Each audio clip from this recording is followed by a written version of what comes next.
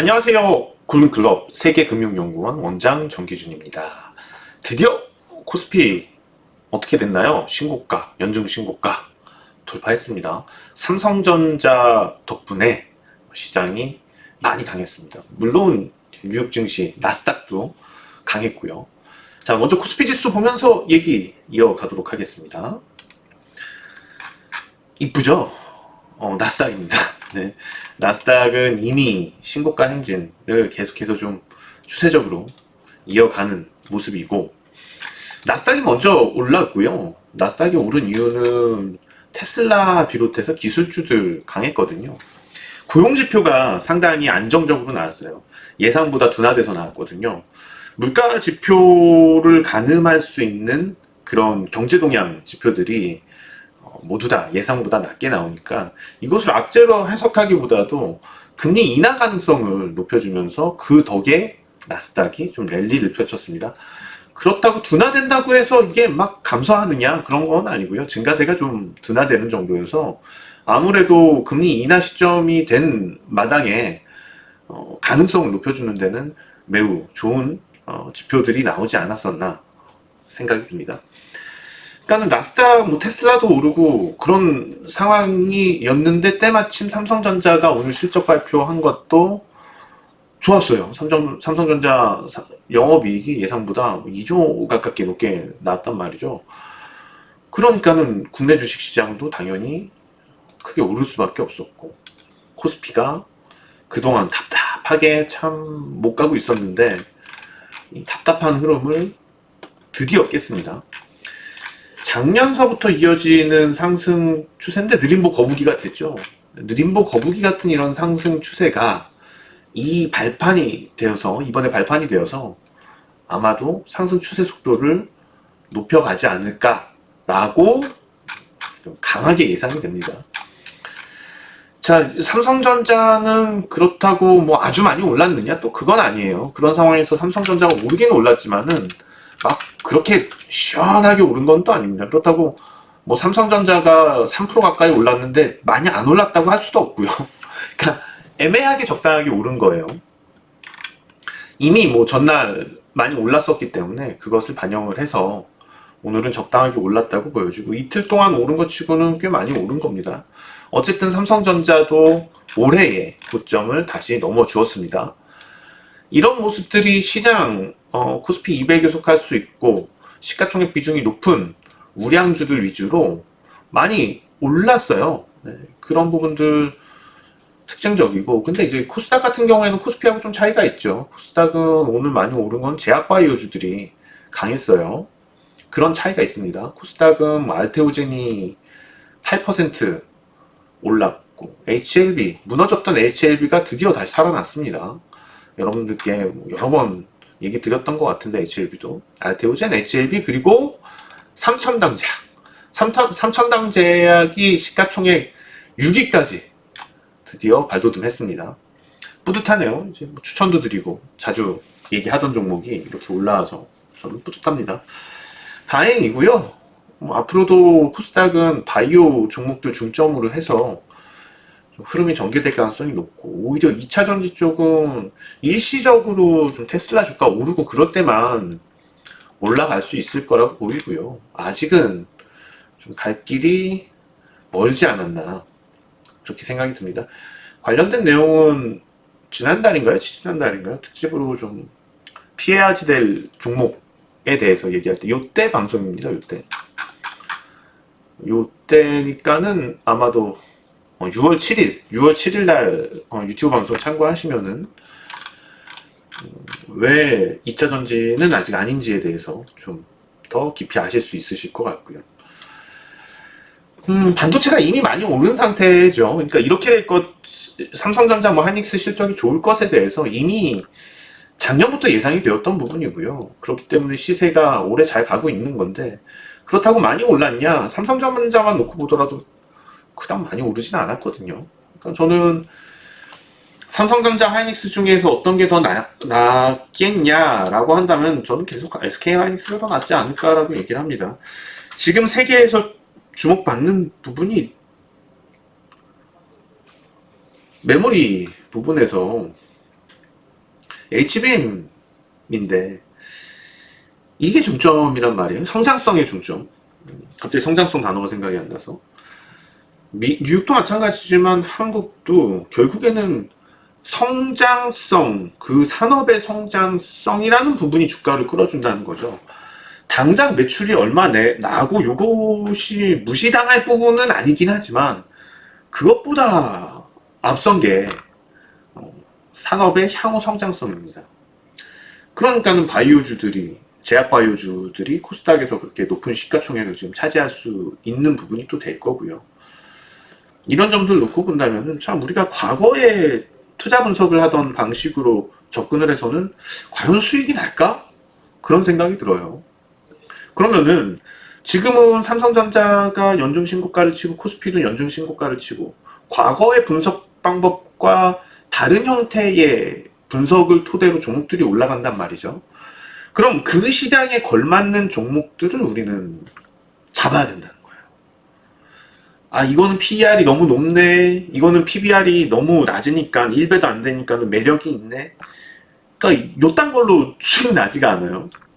이거는 뭐 흑산병, 적산병 뭐 어쩌고저쩌고 해가지고 그러니까 내일 빵 오를 거네. 요딴 거 안 통한다는 거죠. 그러니까 단순한 일봉을 보고 기술적 분석하는 게 통할 수 있는 시장도 아니고 그거 가지고선 몇백 프로 수익을 낼 수 있는 그런 시장은 더욱 아닌 것 같습니다. 좀 기다려야 될 거예요. 그런 시장은요. 왜냐하면 삼성전자가 신고가, 연중 신고가를 쳤다는 큰 의미가 있어요. 입소문이 나기 시작하는 거죠. 이제 한국 주식 시장 괜찮네. 우리 이제 개미 투자자들 주식 대기 자금이 되게 많아요. 주식 투자 대기 자금이요. 주식 시장으로 아마 많이 들어올 건데 우선은 이런 동향이 되면은 그런 자금들은 우량주 우선으로 들어간단 말이죠. 우량주 포트폴리오를 짤 거란 말이에요. 그럼 여러분들이 각자 펀드 매니저라고 생각을 해보자고요. 일단 뭘 추천할 건지. 아니면은 뭐 PB라고 생각을 해보자고요. 어떤 거를 포트폴리오를 구성을 할지. 그럼 묵직한 자금이라고 생각, 안정적인 거를 조금 찾아야지 될 거고, 안정성을. 그리고 지금 트렌드도 좀 겸비해야지 욕 안 먹을 거고. 왜냐하면 당장 좀 뭔가 수익이 나는 걸 보여주고 싶으니까. 그 다음으로 앞으로 지금 뭐 더 안 올랐지만 앞으로 뭐 1년 있다가 오를 종목도 좀 봐야지 될 거고. 그럼 우선은 공격적이라면은 SK 하이닉스를 추천할 거고요. 아니면 뭐 펀드 매니저라면은 매입에 들어간다든지 조금 보수적이라면은 삼성전자를 들어갈 겁니다. 그렇게 될 거예요. 아마도. 그리고 거기서 플러스 알파로 그 다음으로 생각할 부분들이 현재 잘 나가고 앞으로도 잘 나갈 수 있는 뭔가 이상한 매력이 터지고 있는 그런 종목. 마치 현대차와 같은 종목들. 추세를 이렇게 잘 만들었고 실적 괜찮고 기업 가치 괜찮고 현재 하고 있는 사업들 AI하고 관련된 부분들도 좀 있고 뭐 언젠가 어떤 성장성들이 분명히 시장에서 부각이 될 거고 그 성장성들에 대한 또 평가는 지금 이루어지고 있고 그럼 뭐 현대차나 기아 뭐 이런 종목 중에서 선택을 할 수도 있고 그 다음에 이제 은행주 쪽으로 내려오겠죠. 은행주 이거 추세에 따라서 계속 올라가고 있고 밸류에이션 쪽으로 아직 여유도 많고 하니까 은행주를 선택을 할 겁니다.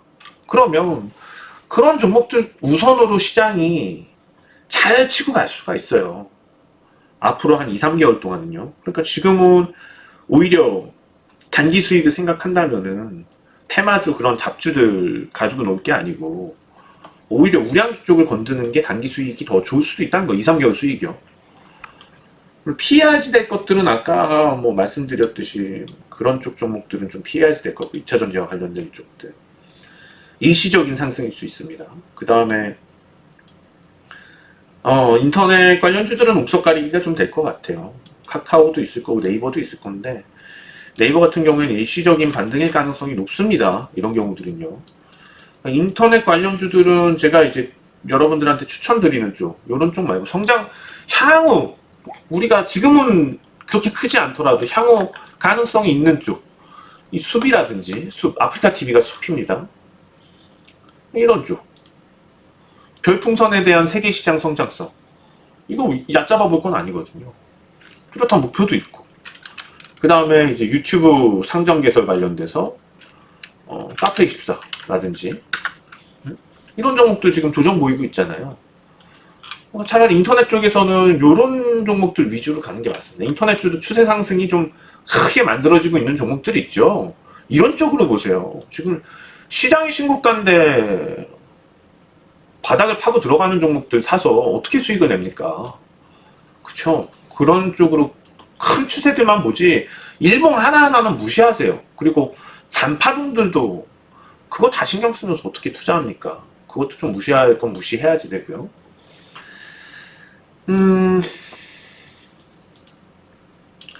자, 그리고 오늘 이제 뭐 여러 가지 종목들 이렇게 가능성 있다 얘기를 하고 말씀을 드리지만 진짜 오늘 제가 추천을 드리려고 온 거는 반도체만 AI 성장성에 들어가겠냐는 거죠. 지금 HBM 발열 문제도 있고 AI 하기 위해서 이 발열 문제들 해결과 더불어서 저런 회로 기판들, 콘덴서, 회로 기판 이런 쪽이 과거에 우리 이제 그 뭐 라디오 까보고 옛날에 기억하세요 여러분들? 기술 시간에 저는 기술 시간에 그걸 했었거든요. 라디오 납땜하는 거를 했었어요. 그 녹색 기판에다가 그 뭐죠? 트랜지스터하고 그런 것들 있잖아요. 그런 거 이제 납땜하고 그런 기억이 나네요. 아무튼 이제 그거는 진짜 구시대적인 근데 지금 가전제품 뜯어보면은 회로기판 없는 건 없죠. 당연히 있죠. 컴퓨터는 메인보드라 그러죠. 다 있어요. 그런데 이게 지금 형태의 그런 PCB라든지 저런 콘덴서들이 과연 AI 시대에도 그렇게 돼야지 되나? 가 아니라는 거죠. 지금 벌써부터 자동차에 들어가는 거며 고사양 뭐 TV라든지 이런 데는 과거하고는 분명히 달라졌단 말이에요. 회로기판이 얇아져야지 되고 잘 또 휘어져야지 될 필요도 있고 고사양 AI 기준에 맞는 뭐 굴곡이 발생 평평하지 않고 뭐 타원형이어야 될 수도 있는 거고 그런 여러 가지 다양한 제품에 맞는 생산이 필요할 거고요. 그 다음에 콘덴서 발열 우리가 칩들의 발열을 막을 수 있는 그런 소재부터 해서 개발이 이루어져야지 되겠죠. 벌써 그런 것들을 생각을 해서 기술을 가지고 있고 삼성전기가 실리콘 콘덴서를 삼성전기가 연말 정도부터 생산을 하게 됩니다. 본격적으로 처음에는 뭐 별로 잉여가 안 나올 수 있지만 시간이 지날수록 수익이 많이 날겠죠. 당연히 그럴 수밖에 없겠죠. 아무리 좋은 칩들을 만들면 뭐예요? 그 칩들을 꼽는 그리고 그 칩들에 대해서 전기를 전체적으로 관리해주는 역할을 하는 부분이 후지면 그러면은 말짱 꽝이죠. 발열이 생겨버리면 아무리 고사양이라고 하더라도 느려질 수밖에 없는 거고 오류가 날 수 있는 거고 그럼 그런 부분의 성장성이 반도체에 지금 가려져서 드러나지 않았다는 겁니다. 그렇기 때문에 일단 뭐 콘덴서 부분에 있어서 오늘 뭐 커패시터라고 그래서 사람들 질문을 많이 하시는 것 같아요. 커패시터 콘덴서 생각하시면 됩니다. 콘덴서는 다 알고 계시죠 이제.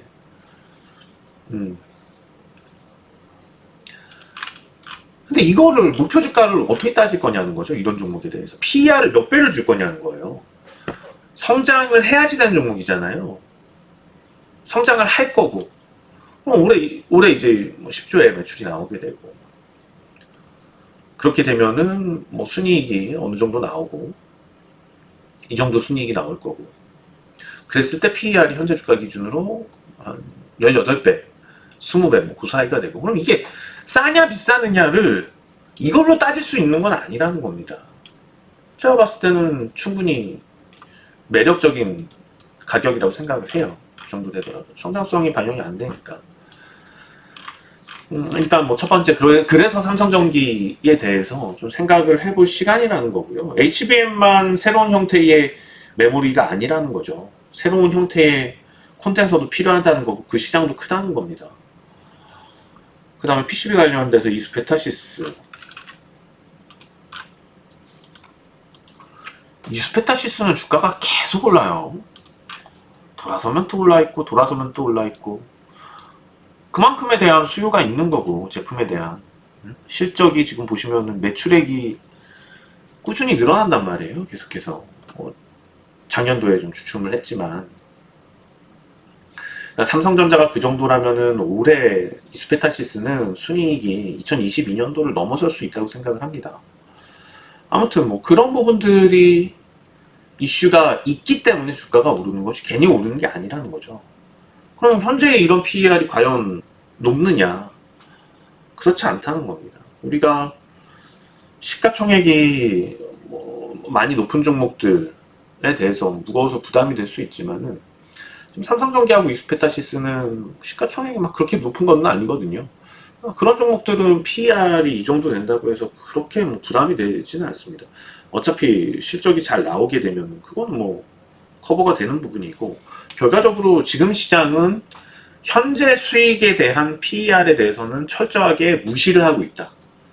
앞으로 어떤 큰 수익을 거둬들일 가능성이 높은지에 대해서 점수를 주고 있다는 겁니다. 그렇기 때문에 우리가 지금 시장 현재 코스피가 이런 동향을 보이고 있을 때는 잘 가고 있는 종목들에 대한 추가적인 매수 유입이 활발하게 들어올 수 있다는 거고 그것에 대한 근거가 돼야 되는 것이 바로 산업의 성장성입니다. 산업의 성장성이 있고 그렇게 거기에 그만큼의 빛은 또 못 봤었다. 근데 실질적으로 수익도 잘 나고 있다.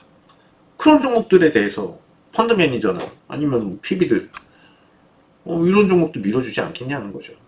그렇기 때문에 이스페타시스하고 삼성전기를 오늘 추천주로 들고 온 거예요. 다만 여러분들한테 이런 종목들 추천주 공략하는 법에 대해서 좀 설명을 드려야 될 것 같아요. 당장 내일, 당장 월요일날 오를지 떨어질지 누가 알아요? 삼성전기 지금 이틀 동안 이렇게 올랐는데 월요일날 조정 안 보인다는 보장이 있어요? 월화수까지? 조정 보일 수 있어요. 그건 뭐 알 수 없는 부분이에요. 근데 그것까지 계산을 하면서 투자를 한다? 그건 단타죠. 단기 투자죠. 그거는 투기가 가깝지 투자로서 보기는 어려울 거고요. 우리는 주식을 통해서 어떤 삶의 질에 대한 궁극적인 변화를 만들어야 되잖아요. 월급이나 지금 보유하고 있는 잔고만 가지고 우리가 만족하고 살 수는 없단 말이죠. 그럼 분명히 부동산과 마찬가지로 주식 투자를 잘 했을 때 가치를 가지고 가치적인 생각을 두고서 그랬을 때 비로소 우리가 주식 부자, 주식을 통한 자산가가 될 수 있는 겁니다. 그렇지 않고서 그냥 단기 시세에만 계속 이끌려서 다니는 거는 그렇게 해서 큰 부자가 되는 사람들은 아주 극소수예요. 1년에 로또 당첨자가 뭐 어마어마하죠. 거의 뭐 5, 600명 넘나요? 그쵸? 1년에 로또 당첨자가.